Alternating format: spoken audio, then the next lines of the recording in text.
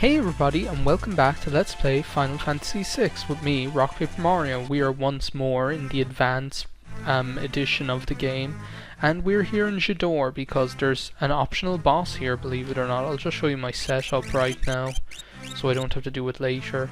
It's just a really basic kind of like Golem, Phantom, Kieran and Fenrir, but like that's for the boss or whatever.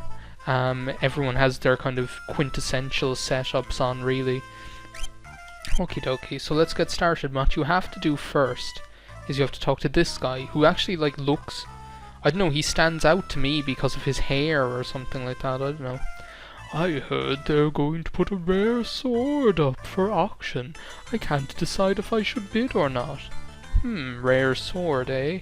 Well, you can never have enough rare swords, so the man says. Looking for something special? Today's featured auction is just about to start. Yeah, I'll join in the bidding. I have a fat wallet here. Oh, well, that's the guy who does the auction. I didn't notice that. And it's a chest with, please be something. Yes, Excalipoor. That's what I wanted. That won't appear in the auction until you talk to that guy outside front, as far as I know. Ooh, a high bid right off the bat. Do I hear any more bids? Yeah, I'll bid. 150 is nothing to me. It actually isn't. I have like 800 or 900,000. I was reading something online. There's this guy saying like, oh, make sure that you use sleeping bags if you only have 2 people, and use a tent if you have more than 2, because sleeping bags are cheaper. I was like, money is never an issue in this game. 400 grand, yeah, that's nothing. It's only half of my entire monetary wealth. Oh, someone here is very rich. Well, it is Jador. Jador. Je t'aime. Yeah, I'll pay 500 grand. But yeah, and I was like, money's never an issue in this game. This game is like the most, is it probably the game, like the RPG I've played where money is least of an issue. Like I've never ever had trouble with money, and anytime you do need money, it's so easy to get. It's just like you just do a battle or two when you have enough already. Well, let's have a look at this rare sword here. It has to be better than this enhancer, surely.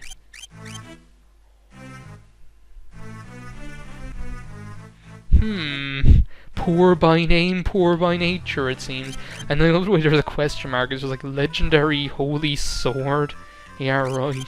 Yeah, we'll stick with the enhancer. The reason you get that Excalipoor is not to, it's not to actually use as a weapon.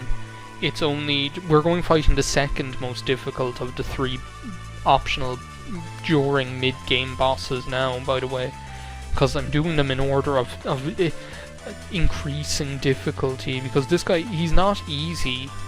Like, he's not difficult, as in he's not really hard, but he's not simple either. He's not as simple as the Leviathan, let's say that much. And the third one, I won't even be able to do that yet. I better just like save quickly here, so I don't have to like. Yeah, I'm all good on MP and everything. So if I lose, I can just load up my save file. What you've got to do is, it's kind of like Shadow. You've got to, with pleasure, the evolution of the vulture. You've got to bet that Excalipoor we just got. Where is it even? Oh, it's probably down at the bottom. Yeah, there it is. There's the lump of crap. And you'll fight the Onion Dasher, who's not actually that hard at all. This isn't the boss I'm telling you about at all. I'm just going to go with Edgar. I mean, he can't lose. Unless that's like a one-hit kill or something. Did he just like give me haste status or something? But yeah, so we fight this guy. I think you actually get a merit award for Traveler.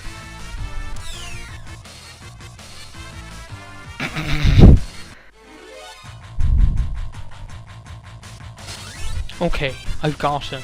Like, the thing is that I played this off screen because, as I say, I haven't played this game before, so I haven't played the advanced version, so I wanted to like practice to know what I was letting myself in for. But like, I just killed this guy on the first go, so I didn't know you could use step mine or anything. That's why I had so much trouble with it. You get the merit award for winning that battle, which is that relic that lets any character equip any equipment or whatever. Hey, that's a quite a rare sword you've got there, I think. Oh no, Booker from Animal Crossing is going to try and like is going to like try and battle us. Where are you, Booker? No, it's not Booker. Just like the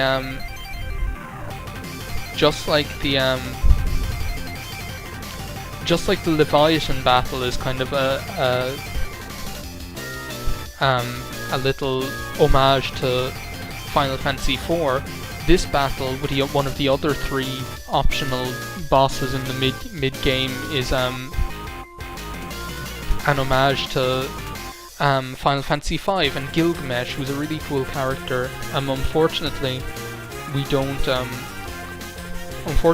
get like the battle on the big bridge music. I might edit it in like in post, because it just doesn't seem right to fight Gilgamesh without the battle on the big bridge music, or that kind of way. It just doesn't seem right. Now I'm actually holding back here because I'm waiting for his 3rd turn, because he has like he can use an attack called Quasar, which normally is a real pain to get that lore for Strago, so hopefully he'll use it in this battle. I just have to wait for him to cycle through until he uses it. I've got ribbons on Celis and Strago. On Strago, just because Strago can't learn lores if he's afflicted with status ailments, and I don't want that to get in the way. And Celis, just because he can confuse characters, and I don't want... Like, if I don't want all 4... He can confuse all 4 characters in one turn, so like at least 1 or 2 characters with a ribbon is a good idea.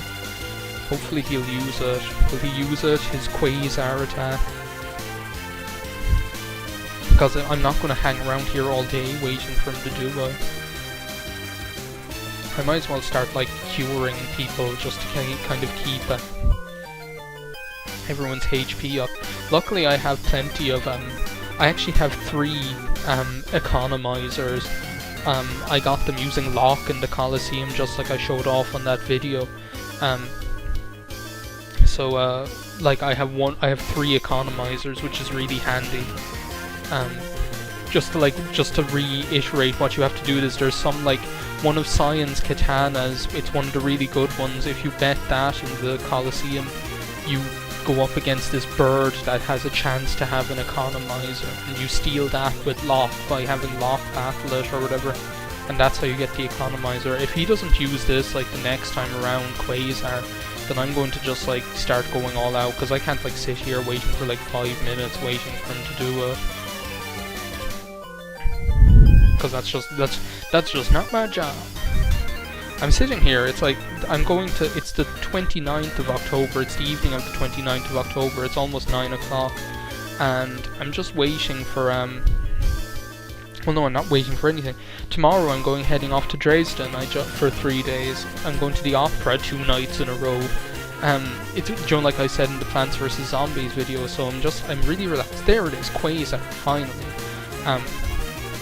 Now we can start going all out with my favourite, Ultima. I love that spell animation for Quasar, it just looks so good.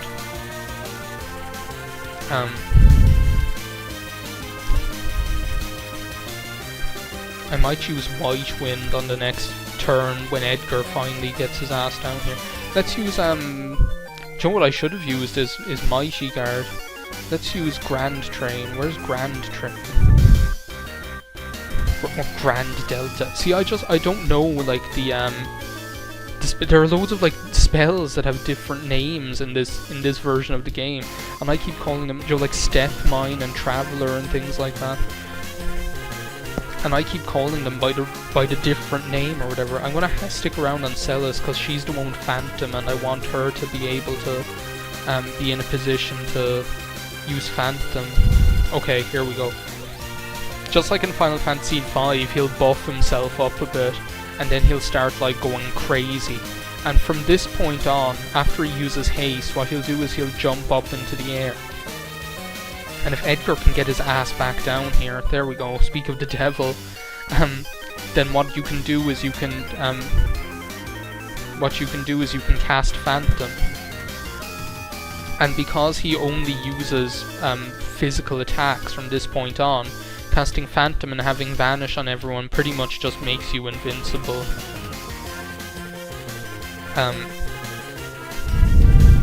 So like I said, there's really nothing to worry about this guy. It's just like there's not much to him. Once you're prepared and once you know what's going to happen, he can dish out a lot of damage quickly if you let him. It appears I misjudged your strength. And there we go, we got him. That's Gilgamesh defeated.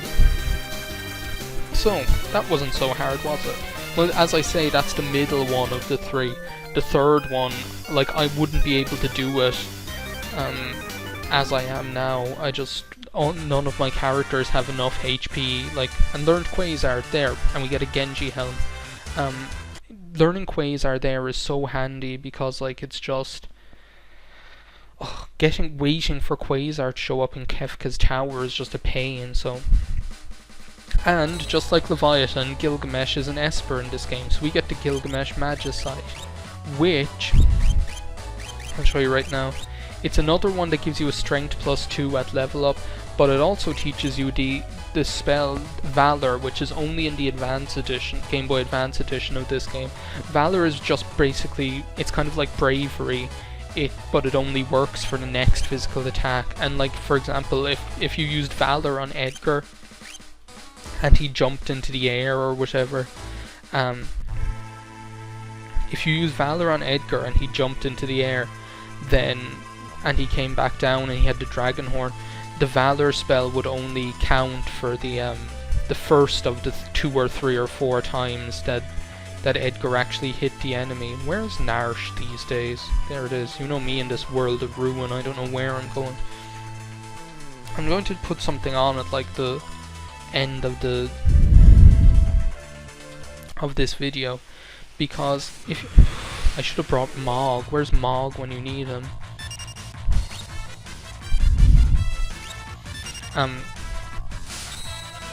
Because if you remember, in the LP, do you know the way you can get the Ragnarok here in Narsh in the World of Ruin? Well, if you remember, first of all, wait a second, I'm just going to change up my Espers here. If you remember, no, not Bahamut, Raiden. If you remember, I used I took I didn't take the Ragnarok Esper. I took the Ragnarok sword, which because it's more useful. Now the thing is,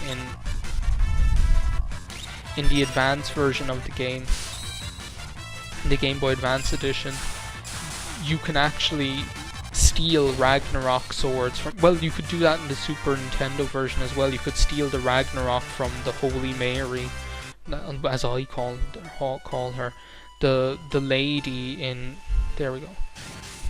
Please, I'm one step away from the door. You could steal Ragnaroks from the Holy Mary lady in the Kefka. Oh, for God's sake! It's times like these that call just for using Ultima and things like that. But as I say, you can steal Ragnaroks from the Holy Mary section of the Kefka battle. But there was no point in doing it really in the Super Nintendo version because there was no post game. But since there is a post game in this game, that's actually useful. And because of the fact that you can steal Ragnaroks, like you can steal, I don't even know how many you can steal, but you can steal Ragnaroks from that lady. I'm not going to bother. I'm going to take the Ragnarok Esper in this playthrough. So just like before, you come to this old man and he tells you about like the weapon shop or whatever. No, leave it as the Magicite Ragnarok. I'm going to have like maybe in the next video, if it doesn't take too long, the video when like I do the third boss or whatever, then I'll show off the Ragnarok, Leviathan, Gilgamesh, and do you know what? I'm just going to use teleport. The time gods are I'm going to, because Celis went back in time and talked and the time gods taught Celis how to teleport or whatever. So yeah, I'm going to take the Ragnarok Esper, and because I'll be able to take Ragnaroks from the Lady and the Kefka battle. So that was the Gilgamesh battle and the Ragnarok Esper. In the next video, which I don't know when that is, because as I say I have to grind a bit, we're going to take on the third and final of those mid-game optional bosses. It's not an easy one for a certain reason, you'll see anyway. But which Final Fantasy boss will this boss be an homage to?